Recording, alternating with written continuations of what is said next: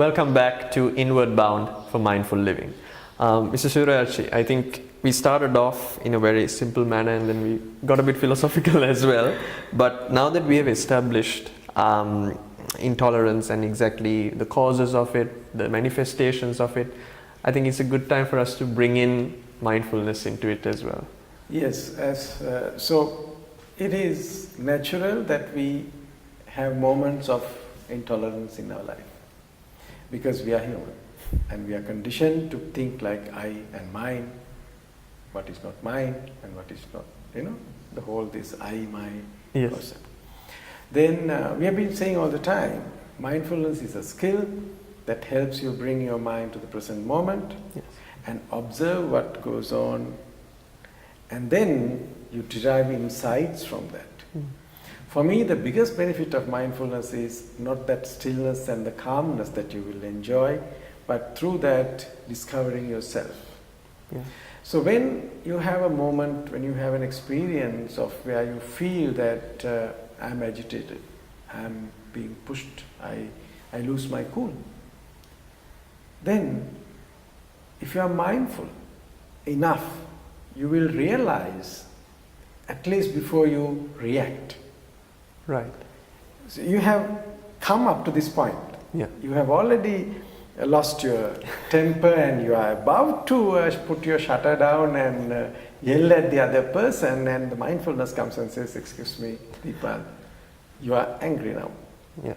The moment you realize that I'm being driven by this emotion of intolerance, if you become aware, then at that moment what is prevalent in your mind is the thought of being aware, Yeah. not the thought of being intolerant. Yes. And if the thought of mindfulness, of being aware is strong, then there's very little space for that other thought to proliferate. Correct. It might come back again, but now that you are aware it's happening, you are a little watchful. And the very fact that you're aware means that you realize that it's not the right emotion to have. And it's not you. Exactly. You have realized that this has happened because of this cause and effect. So when you know it is a cause and effect, you will not want to identify yourself with it's me. Because remember, the moment you identify even the anger as me, I don't want to let go of it. Right, that's very, true. very funny, isn't Yeah. it? That's why people, you don't want to, you feel like, I don't want to be second to the other person. Yeah. Because I enjoy my anger. Yes.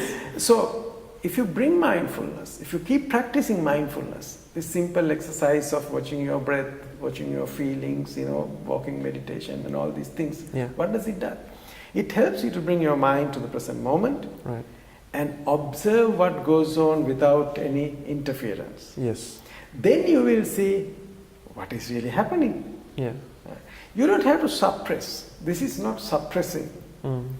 Then, let's say there are situations where you really need to take some assertive steps.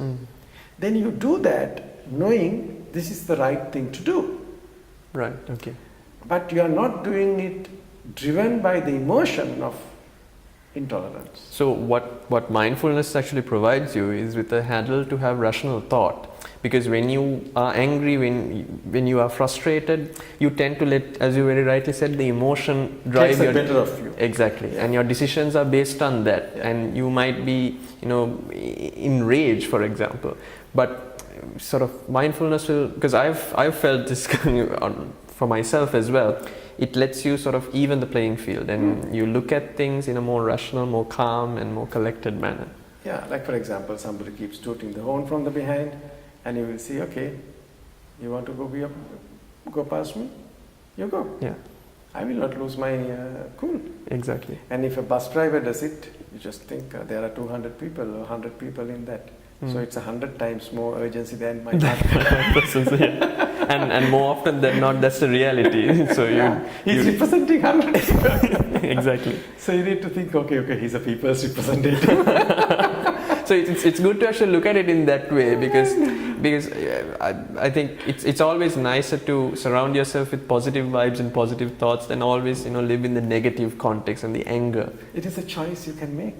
Yeah, Isn't that's it? true. Yeah. So whether you want to be happy and whether you want to be frustrated. And I think mindfulness provides that choice to you as well. Because you create that space, no, Shameen? Yes, right. absolutely. In that space, you can look. Okay, what is the option I take? Yeah. So in practical living, sometimes there may be situations where you need to take certain positions. Yeah. Those are logical positions. Correct. But it doesn't mean that you have lost your balance in doing that. Now, if I may just, not deviate as such, but extend that notion a bit. Whatever we've been talking about thus far, be it emotion, be it in this context, intolerance, we are looking at ourselves and trying to better oneself. But now, let's say you have 100 people and you have one individual who is mindful and who is in that caliber. But how is it that it's possible? Perhaps it's not, I don't know. How is it that we can actually extend this beyond that? Like this show that we're trying to do as well, but how do you extend it? I think when you are with a person who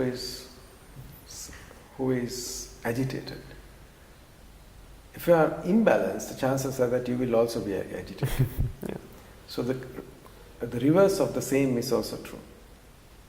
Right, okay. A lot of the time we try to change other people. Don't take that step.